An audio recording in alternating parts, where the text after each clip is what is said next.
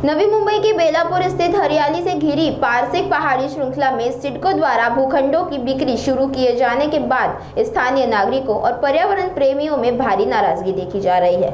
आरोप है कि बड़े पैमाने पर बिल्डरों को जमीन उपलब्ध कराई जा रही है, जिससे पर्यावरण को गंभीर नुकसान पहुंचने की आशंका बढ़ गई है।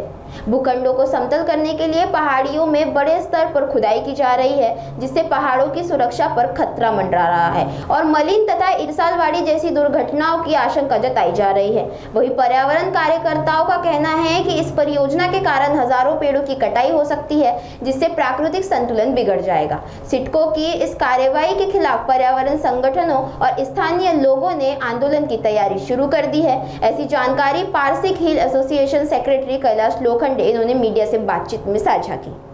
शहराचे शिल्पकार ते पर्यावरणाचे विनाशकार हे जे स्थित्यंतर सुरू आहे ते लक्षात घेता आता सर्वसामान्य नागरिक म्हणून आमची अशी भूमिका निर्माण झालेली आहे की आता नवी मुंबई शहराला वाचवायचे असेल तर सिडकोचे विसर्जन हा एकमेव पर्याय आता सध्या दिसतो आहे।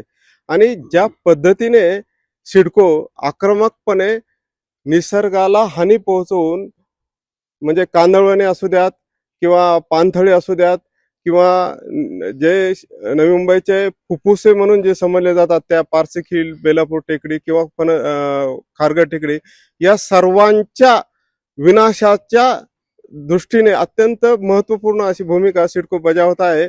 आणि विनाशकाले विपरीत बुद्धी अशा प्रकारे सिडकोचा कारभार असल्याने भविष्यात जे शहर सुनियोजित शहर म्हणून नावारूपाला आलं होतं त्या शहराची वाताहत होण्यास फार वेळ लागणार नाही असं एकूण चित्र नवी मुंबईत दिसते आहे। या सिडकोच्या भूमिकेला सर्व नागरिकांचा विरोध आहे, परंतु सिडको ही शासकीय आस्थापना असल्याने आणि मंत्रालयाच्या दृष्टीने ते तिजोरी असल्याने त्यांना वरदहस्त आहे आणि त्यामुळे नागरिकांचा विरोध कशा प्रकारे डावलता येईल किंवा तो आवाज कसा बंद करता येईल अशी भूमिका एकूणच प्रशासनाची असल्याने आता सर्वसामान्य जे नागरिक आहेत किंवा पर्यावरण प्रेमी आहेत त्यांना न्यायालयीन लढाई हा एकमेव पर्याय उपलब्ध आहे। मॅडम, मी इथे गेले 18 वर्ष राहतोय।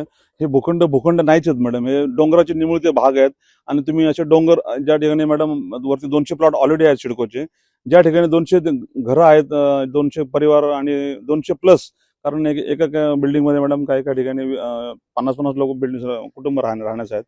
तर म्हणजे एवढ्या परिवाराचे तुम्ही जीवितावर धोका निर्माण करून निमुळते प्लॉट खोदून त्या ठिकाणी मॅडम ज्या ठिकाणी प्लॉटच नाही त्या ठिकाणी कसं काय बांधणार, हे आम्हाला मोठा कोड आहे आणि आम्ही अचंबित आहोत। सिडको म्हणजे काहीही करू शकते मोठ्या प्रमाणात जे करताल तर काय मॅडम, दरवर्षी आगी लागतात, ठरवून आगी लागतात आणि आगी लावून झाडं जातात आणि झाड त्या ठिकाणी मॅडम 4 महिन्यांनी तुम्हाला पत्रे दिसतील, 4 महिन्यांनी त्या ठिकाणी 8 महिन्यांनी बिल्डिंग दिसत मॅडम।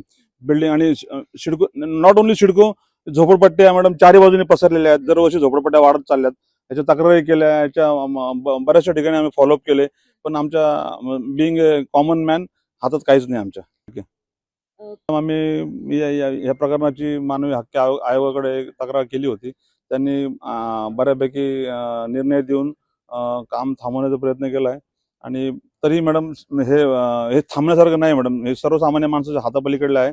जोपर्यंत सर्व नागरिक उतरून रस्त्यावर येत नाही किंवा सिडकोच्या समोर आंदोलन करत नाही तोपर्यंत यांना मॅडम काही कंट्रोल नाही यांचं आणि we are helpless as a common man आणि इंडिव्हिज्युअल आम्ही एकटे पडतो। प्रत्येक वेळी मॅडम आमचे नोकरी कामधंदे सोडून यांच्या मागे पळणे हे आम्हाला शक्य होत नाही आणि याचा फायदा मॅडम हे इन्स्टिट्यूट घेतात। सेक्रेटरी आहे पारसिक हिल एसोसिएशनचा।